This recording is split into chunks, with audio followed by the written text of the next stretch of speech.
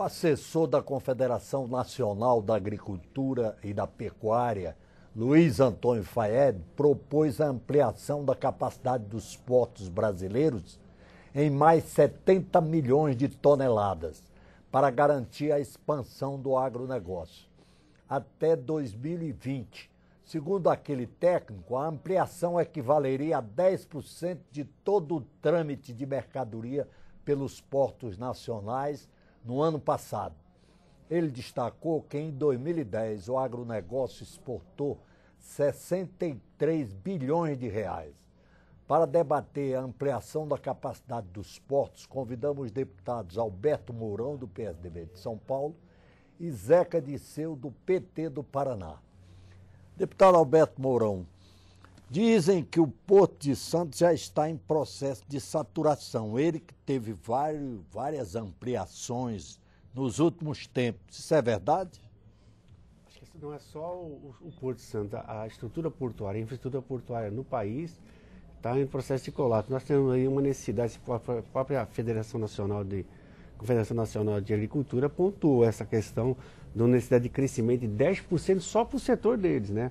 O movimento de carga no Brasil, que foi, na verdade, não 700, mas 850 milhões de toneladas, nós vamos crescer 70 só na área da agricultura e remanejar essa infraestrutura, porque além do aspecto de você não estar... E nas outras áreas, o crescimento seria de quanto? Nós temos... 70 bilhões só no agronegócio. E as outras áreas? Até Indústria, 2020, geral... 2020, 2024, nós vamos saltar só no Porto de Santos de 2,5 milhões de contêineres ano para 9 milhões. Essa é a demanda crescente até 2020, 2024. Automaticamente, nós temos que investir na concessão de novos portos privados, né? Na reformulação dos portos públicos, vai fazer um novo marco regulatório, senão você não vai conseguir alcançar esses objetivos. E com investimento a três mãos. Se não fizer investimento público, investimento privado e investimento das companhias de docas, que tem que gerar receita e reinvestir em todos os portos, de forma a você equacionar essa demanda futura. Quando o senhor fala em marco regulatório, o senhor está reclamando da criação de uma agência nacional dos portos. A agência nacional, ela precisa rever esses marcos regulatórios, né? Estabelecer novos marcos regulatórios, porque nós transitamos de uma concessão do tempo do rei, do reinado, onde a gente foi lá para a família Guilhem, depois houve aquela ruptura, e aí a pressão entre o trabalhador e a reformulação do sistema portuário brasileiro, que foi em 93. Nós estamos agora numa segunda, eu diria uma terceira transição, que é essa modernidade voltada a esse mundo globalizado, que você busca, né, ser competitivo, não um porto que fique na mão de meia dúzia de pessoas, ou então tem uma visão diferenciada, distorcida desse mundo moderno, para que o país se torne competitivo. Senão a gente não vai conseguir alcançar a economia mundial com a nossa produção interna. Deputado Zeca, Zeca Disseu, né? Como é que o senhor vê esse problema dos portos? O senhor que é de um estado que tem um grande porto nacional, um dos portos estratégicos, montados pelo velho Eliseu Batista, né? Que pensava estrategicamente, desde Itaqui do Maranhão, que é um superporto, até Paranaguá, né? Que é no seu estado, né? No Paraná. Paranaguá é o grande porto da agricultura brasileira, né? Atende região sul. Aquela fila de caminhões, de milhares de caminhões, né? Atende o centro-oeste, né? É um porto importante para o Brasil e que vive esse bom problema, né, do país e dos nossos portos, que é fruto do crescimento da nossa economia, do mérito e da coragem dos nossos agricultores, né, e que o Brasil está enfrentando. Acredito que o país tem dado respostas, talvez não na velocidade que todos esperavam, né, mas há investimentos sendo feitos. Paranaguá mesmo passa agora por investimentos na parte de dragagem do porto, precisa de muito investimento, né, para o recebimento e para a saída de mercadorias. Precisa de investimentos que estão fora dos portos, no que diz respeito às rodovias, aos acessos. Acredito que essa é um pouco da realidade brasileira, mas que está sendo bem enfrentada desde que o governo decidiu criar o PAC, decidiu fazer um planejamento desses investimentos, e alguns já começam a acontecer. A agricultura está crescendo muito mais que a economia brasileira. Talvez por isso Paranaguá tenha que ter uma atenção, mereça um destaque, né, bastante significativo no conjunto de portos brasileiros. E eu tenho uma avaliação que não basta apenas melhorar, ajustar, ampliar, modernizar os portos que existem, né? O Brasil precisa de novos portos. Lá no Paraná, os empresários, os agricultores, as federações já começam a pensar num novo porto lá no Pontal do Paraná, que é no nosso litoral, próximo já um pouco mais à divisa com São Paulo, onde há todo um espaço que possibilitaria um novo porto mais moderno, né, e dependendo dos critérios, até mesmo com a participação da iniciativa privada. O Brasil é hoje considerado um player em matéria de produção agrícola. O país tem uma reserva de 100 milhões de hectares de terras ainda a explorar, fora o que já é de plantio, não é? Que já é utilizada. Como é que o senhor vê esse problema da ampliação dessa capacidade produtiva no setor agrícola? O Brasil, depois dos Estados Unidos, é o segundo do mundo, né, na exportação na área da agricultura. E tem 20% das terras agricultáveis no mundo todo. Então, automaticamente, vai ter uma responsabilidade muito grande no futuro, estratégica para o mundo, para a questão da alimentação no mundo todo. Automaticamente, o Brasil precisa melhorar uma desorganização logística que nós temos. Infraestrutura. Infraestrutura. 52%. Estradas, você vê os caminhões transportando mercadorias na safra em barro. Não, o pior não é isso, é que você pega uma carga na Bahia agrícola e ela desce até o Porto de Santos para embarcar. Desce no Porto de Santos para embarcar. Salvador tem que ter um porto. Então, qual é a proposta dessa Confederação Nacional na audiência que nós tivemos a semana retrasada? Era uma proposta de você ampliar os portos, que o estudo deles é assim, 52% da produção agrícola está nos estados do Norte, Nordeste e Centro-Oeste. Automaticamente, o escoamento pelos portos do Nordeste seria o mais viável do ponto de vista econômico, reduziria o custo do Brasil e você se tornaria mais competitivo e você gastaria bem menos. Isto requer investimento e ampliação, como o Zeca falou, de novos portos ao longo desta costa do Norte e Nordeste brasileiro, fazendo com que os portos de Paranaguá, que possam reduzir essa carga de granéis, passe a operar com cargas de containers, outros tipos de coisas, que são, na realidade, a vocação desses portos do Sul, desde o Rio Grande do Sul até aqui na costa do Rio de Janeiro, que automaticamente o Espírito Santo, para poder dar sustentação à questão do petrolífero, à questão de containers, volto a falar, que é uma carga especial. Então, a gente precisa reordenar esse espaço, mas precisa investir atrás. Não adianta só melhorar os portos. Ferrovia e rodovia é fundamental para você acessar esses portos. O programa Brasil em Debate houve os deputados Alberto Mourão, do PSDB de São Paulo, e Zeca Disseu, do PT do Paraná, sobre a ampliação do sistema portuário do país. Este programa é também transmitido pela Rádio Câmara. Deputado Zeca Disseu. Tem um dado que me preocupa bastante, né? 70% das cargas que chegam, por exemplo, ao Porto de Paranaguá, elas vêm pelo modo rodoviário, né? Então a ferrovia tem que ser, né, uma alternativa para o transporte, né? Essas filas de caminhões que nós estamos vendo é algo, né, equivocado, né? Porque há uma quantidade muito grande de produção sendo transportada por caminhões. É claro que depende de investimentos nas ferrovias. A Valec mesmo acabou de publicar agora um edital, onde está se estudando, está se elaborando, de fato, um projeto para transformar a Ferroeste, que é uma rodovia do estado do Paraná, em Ferrosul, ligando aí o Mato Grosso do Sul, desde Maracaju, né, até Guaíra, na divisa com o Paraguai, chegando até Cascavel e indo até Paranaguá. Não tem sistema ferroviário? Não. Nos Estados Unidos, a maior parte da carga é transportada pelo sistema ferroviário e não pelo rodoviário, porque os técnicos dizem que o rodoviário só é econômico até 700 quilômetros. Acho que é uma mudança que está em curso. Em longas extensões é o sistema ferroviário. 52% é rodoviário, 13% é ferroviário e o resto é portuário. A gente precisa mudar essa matriz de transporte brasileira automaticamente, fazendo a cabotagem no Brasil, que a gente não faz. Nós temos cabotagem, um país que tem os rios que o Brasil tem. O maior sistema fluvial do mundo é o nosso. Temos ali o Paraná e o Tietê. Com toda uma possibilidade, né, de transporte. Os rios Paraná e Tietê. E isso acaba criando um problema para o Brasil. Se a gente for ver, no mundo todo, no mundo todo, os Estados Unidos e o Canadá, os países mais desenvolvidos, gastam 10% do seu PIB em logística, né? A China e os países novos aí estão gastando 17%, 18%. O Brasil gasta 20%.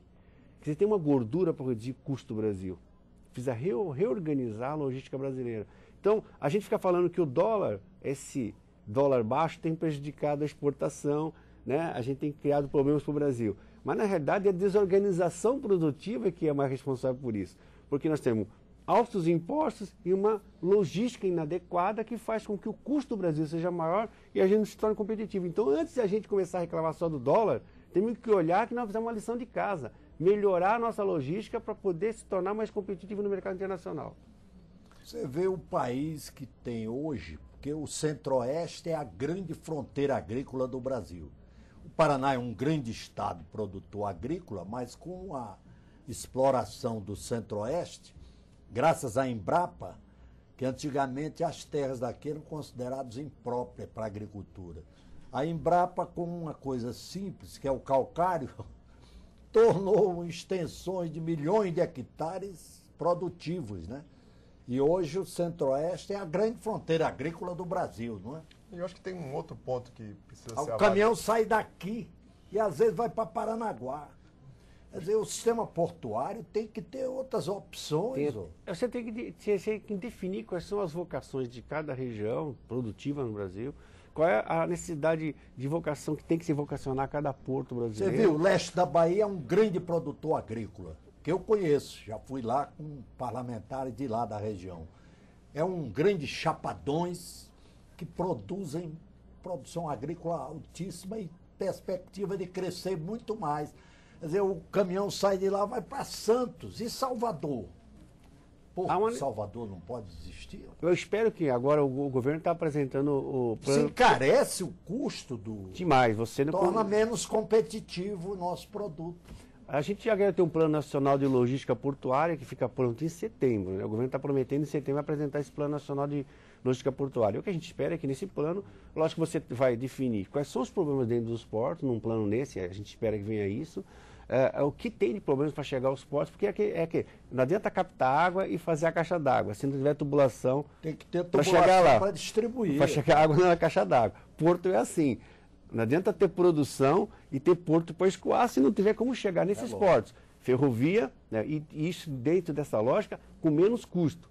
Mudar a matriz logística nossa. Tentar o máximo de ferrovia, o máximo de porto e o menos possível de rodovia, porque o Brasil vai crescer sua economia, precisa crescer, é a 7ª economia do mundo, mas para ela dar o salto para a 5ª e 6ª, ela tem que dar um salto enorme, o degrau é grande demais, e para ela crescer no que precisa crescer, ela não tem infraestrutura adequada. Então, acho que a gente tem que, nesse plano nacional, mapear essas demandas que são no entorno de acessibilidade aos portos, para que a gente possa desacelerar os portos. E, óbvio, mexer em algumas coisas básicas, né?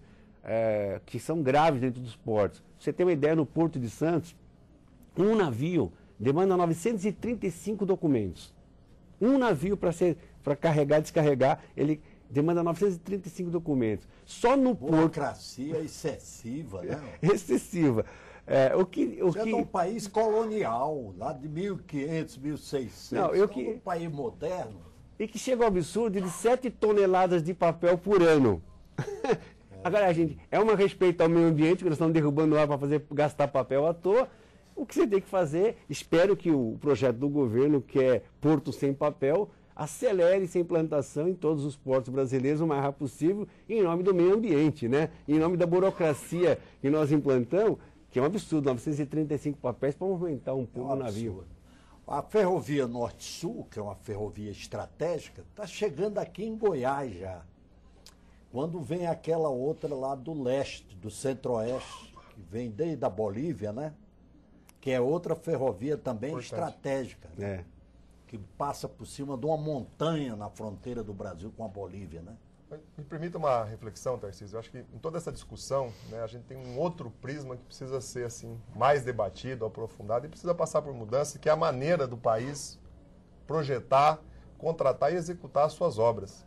Né? Muitos desses gargalos ainda existem, não é por falta de capacidade de diagnóstico, não é por falta de decisão política, o governo está decidido a investir em infraestrutura, por isso criou o PAC, mas é nesses esbarramentos que surge com a burocracia, com as questões ambientais. Eu vou dar um exemplo de Paranaguá, que é o meu estado.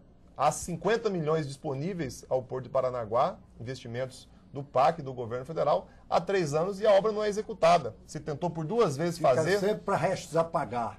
Se tentou fazer a licitação, né, para fazer a dragagem, né, uma licitação deu deserta, outra surgiu exageros ambientais que impediram a obra de acontecer. Então o Brasil, para poder resolver os seus problemas de infraestrutura, seja na questão de transporte ou outras questões, precisa aprofundar um debate, mudança, e aí cabe a nós aqui da Câmara também cumprir esse papel, na maneira de projetar, de contratar e executar as obras públicas. Nós estamos com uma burocracia ainda de 20, 30 anos atrás. É que nós estamos criando atrás. muitos órgãos, né?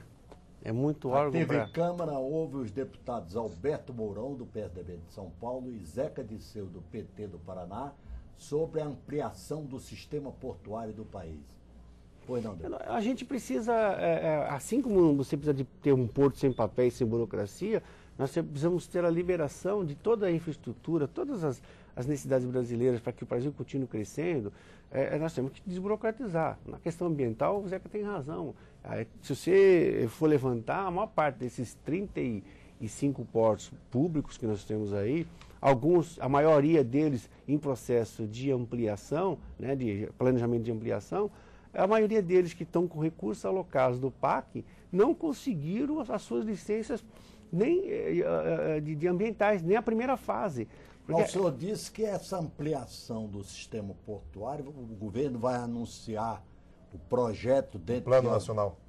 Quando é? Em setembro, eles prometeram para setembro que anuncia o Plano Nacional de Logística Portuária, que é a Secretaria de Portos que está fazendo o levantamento.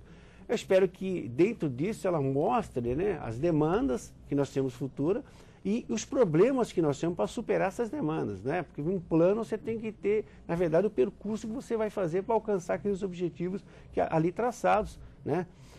A gente espera que essa questão ambiental a gente resolva fazendo uma grande Câmara, né, onde conjuntamente todos os órgãos envolvidos trabalhem. Não dá para você criar Instituto Chico Mendes, Instituto FAO, a IBAMA, a DPRN, todas as organizações e ninguém se conversa. Que aí é um embaraço. É um embaraço, ninguém conversa.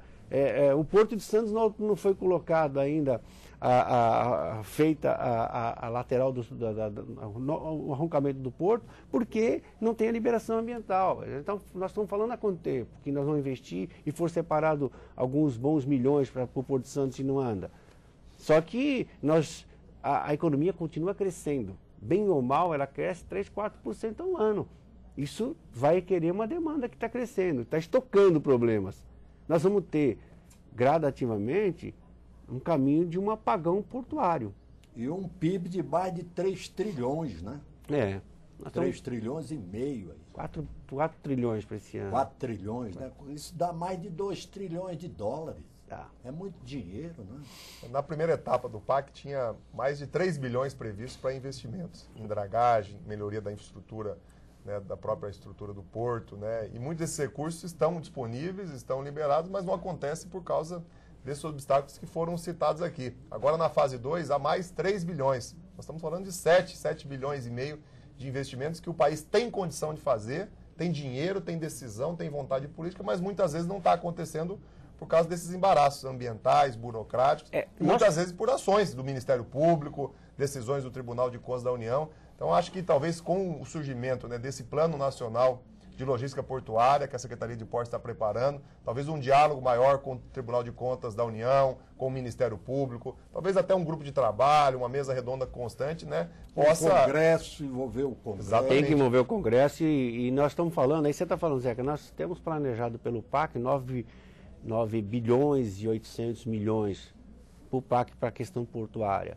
Mas há aí o estudo do IPE que nós precisamos de em torno de 45 bilhões para o setor. É lógico que isso aí vai ter que vir recurso do setor privado. O setor privado tem dinheiro para investir, né? Só que você precisa desburocratizar, você precisa abrir fronteiras, né, jurídicas, claro, dar garantia.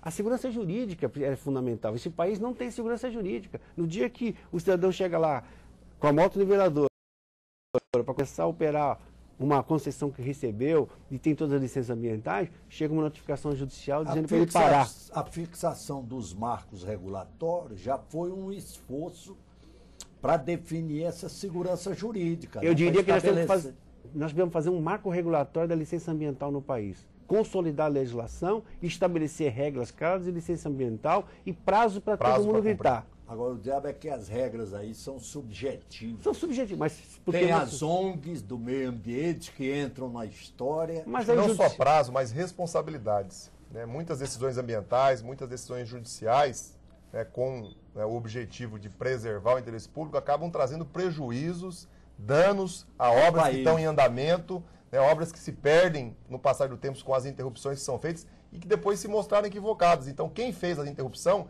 quem tomou a decisão, seja no judiciário, seja por um órgão ambiental, tem que ser responsabilizado. É que o judiciário, ele cumpre a lei. A lei está lá, se ela não é clara, ele vai dar interpretação, o papel dele.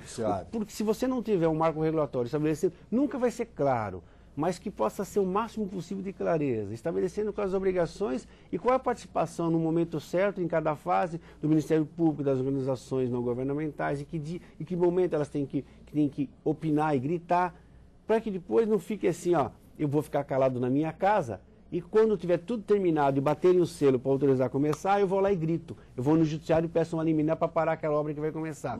Não certo. Isso para mim é um jogo errado, sujo, que alguém está cometendo e está prejudicando o país. E a gente sabe que tem dois tipos de ações.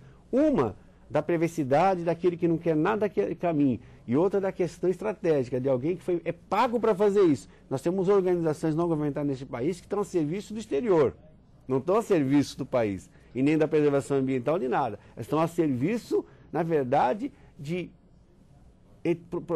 poderios econômicos externos que não querem que o país caminhe como forma de melhorar a sua concorrência. O senhor disse tudo sobre a lentidão burocrática, quando mencionou quase 1000 papéis, exigência de quase 1000 papéis.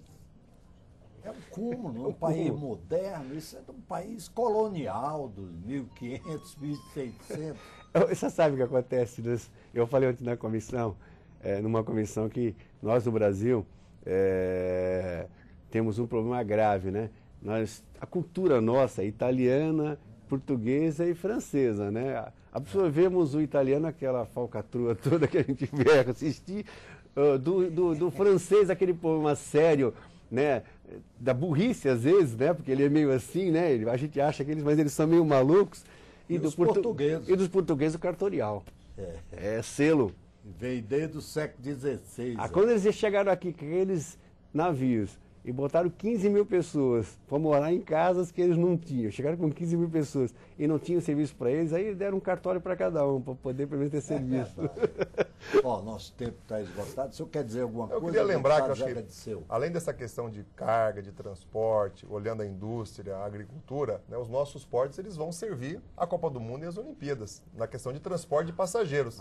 Há uma necessidade de investimento de 1 bilhão. Isso vai atrair milhões de pessoas, muitos navios e passageiros estarão aqui nesses 2 períodos, né? Então essa é uma outra preocupação. Eu tive um diálogo com a Secretaria de Portos, né? Há uma previsão no PAC de 800, 700 milhões de investimentos, mas que vão passar também por toda essa dinâmica aqui de dificuldades que a gente está pensando. Então acho que esse é um outro debate, é uma outra observação, né? Cuidado que o Brasil tem que ter, pensando na Copa do Mundo, pensando nas Olimpíadas, e no quanto que o transporte de passageiros acaba também necessitando dos portos para existir. Aliás, são 20 e poucos navios que trazem para o Brasil em torno de, na média, 1.500 funcionários, são 30 mil pessoas, 40 mil pessoas trabalhando diretamente, muito, né? Fora o fornecimento de alimentação, de toda a infraestrutura, abastecimento desses navios. Hotelaria.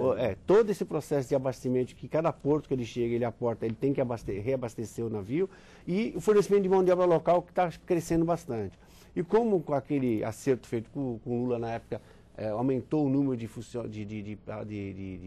tripulantes brasileiros, isso hoje seguramente é mais de 20 mil empregos no Brasil que estão sendo desativados, se a gente não tomar cuidado. Por quê? A associação, esse ano que vem, já vai diminuir 20%. Eles estão pedindo para abrir novos portos, novos atracamentos. O que a gente precisa melhorar? Atracadouros, né? Atracadouros, para poder ter novas opções de cruzeiros, para a gente não ficar fazendo cruzeiros nos mesmos locais. melhorar a segurança da atracação, melhorar a segurança das cidades aonde a gente vai ter atracação. Então a gente precisa fazer o seguinte, fazer uma discussão, Zé, Ministério do Turismo, Sim. Ministério de Portos, e algumas associações nacionais de municípios, para que a gente faça um plano nacional de cruzeiros no país, de forma a você ampliar a oferta de empregos. Eles não concordam com resorts mais, é uma ideia equivocada. Ele, na verdade, complementa a ação dos resorts. Nosso tempo está esgotado. Eu queria agradecer aqui a presença dos deputados Alberto Mourão, do PSDB de São Paulo, e Zeca Disseu, do PT do Paraná. Muito obrigado pela audiência e até o próximo Brasil em Debate. Este programa é também transmitido pela Rádio Câmara.